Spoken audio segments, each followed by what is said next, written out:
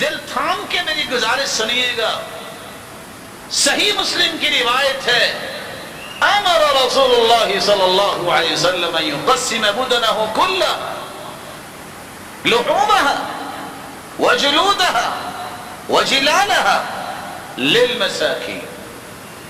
بساد احترام اگر کوئی یہاں بیٹھا ہے مدرسے کا مالک، آپ کے سامنے بینر لگے ہوں گے، لوگ آئیں گے فلاں مدرسے میں دے دو، ہاسپٹل میں دے دو، اور کچھ تو بڑی عجیب عجیب باتیں کریں گے، بس کیا کریں، وہاں تو بڑے مسائل بن گئے ہیں. یہ مسکینوں کا حق ہے. اس سے بڑا ظلم کوئی نہیں کہ جو شریعت کو بگاڑ کے پیش کرے. یہ مسکینوں کا حق ہے، مسکینوں کو ملنا چاہیے. ہسپتال بھی چلتے رہیں گے، مدرسے بھی چلتے رہیں گے، سب سے پہلے مسکینوں کو دیجیے، یہ ان کا حق ہے. کس قدر عجیب المیہ ہے. کتنے لوگ ایسے ہیں جن کے گھر میں، بیچاروں کے گھر میں پانی کا بندوبست نہیں ہے. چار گھر دور جا کے نوجوان بیٹیاں پانی بھرنے جاتی ہیں. ہمیں کب عقل آئے گی؟ ہم کیوں اس طرح سبیت کا شکار ہو کے دین بدل دیتے ہیں؟ رسول اکرم صلی اللہ علیہ وسلم نے جب یہ کہہ دیا ہے یہ مسکینوں کا حق ہے، تو یہ مسکینوں کو ملنا چاہیے. اللہ کے رسول صلی اللہ علیہ وسلم نے فرمایا تھا یہ مسکینوں میں تقسیم کر دو اے علی. اور قرآن کہتا ہے جب قیامت کا دن ہوگا 70 ہاتھ لمبی زنجیر ایک شخص کے منہ میں ڈالی جائے گی اور اس کی پشت سے نکالی جائے گی، اسے آگ پہ بھونا جائے گا. گناہ کیا ہے؟ انہو کان لا یؤمن باللہ العظیم، اس کا اللہ پہ ایمان نہیں تھا. ولا یحض علی طعام المسکین، یہ مسکینوں کے کھانے پہ لوگوں کو ابھارتا نہیں تھا. اس لیے مسکینوں کو دیجیے. اگر آپ بیچنا چاہتے ہیں کھال کو تو بیچ کے بھی پیسے اس تک پہنچا دیں.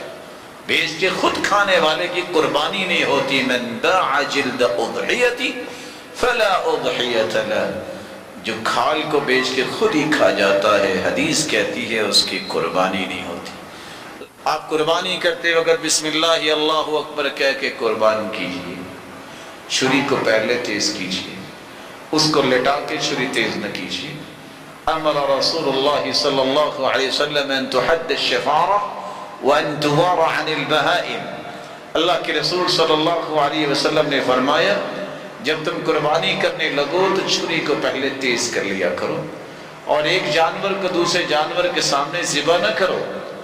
جب عمر رضی اللہ تعالیٰ عنہ نے دیکھا کہ ایک شخص چھری تیز کر رہے اور جانور کو لٹایا، اسے کوڑا لگایا تھا، اور کچھ لوگ کان سے اور ٹانگ سے کھینچ کے اس کو لے جاتے ہیں. فرمایا نہیں، سوقا الی الموت سوقا جمیلا، اور اس کو موت دینا چاہتے ہو تو ذرا پیار سے لے جاؤ. آپ صلی اللہ علیہ وآلہ وسلم نے بھی حکم دیا. قرآن بھی کہتا ہے قربانی کا گوشت کھاؤ، لوگوں کو کھلاؤ. اطعموا القانع والمعتر، ضرورت مند مسافر پڑوسی رشتہ داروں کو محروم نہ کرو، خود بھی کھاؤ ان کو بھی کھلاؤ. اور تیسری بات، اگر آپ نے زیادہ قربانیاں کرنی ہیں تو گنجائش ہے. اللہ کے رسول نے 100 اونٹ قربان کیے، 63 خود ذبح کیے، نحر کیے، اور باقی 37 سیدنا علی کے حوالے کر دیے رضی اللہ عنہ. پورا گھر کی طرف سے ایک قربانی بھی کرنا جائز ہے، جیسا کہ ابو ایوب انصاری بیان کرتے ہیں صحابہ ایسے کیا کرتے تھے. اگر آپ زیادہ کرنا چاہتے ہیں تو گنجائش ہے، جائز ہے، لیکن یاد رکھنا فخر کے لیے نہیں، سنت سمجھتے ہوئے آپ کر سکتے.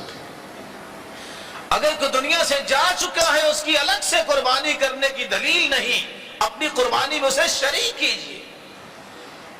جب اس کی کھال کی بات آئے تو گوشت کا تیسرا کام بھی ہے. اللہ کے رسول نے فرمایا وَادَّخِرُوا، اگر آپ کے پاس گوشت زیادہ ہے، مسکینوں فقیروں کو دے دیا ہے، تو آپ اس کے کباب شباب بنا کے آپ فریج میں رکھ سکتے ہیں. یہ میں نہیں کہہ رہا، میں نے ایک مفہوم پیش کیا ہے. سیدہ عائشہ رضی اللہ تعالیٰ عنہ نے گوشت پیش کیا سیدنا علی کو، پوچھا یہ کون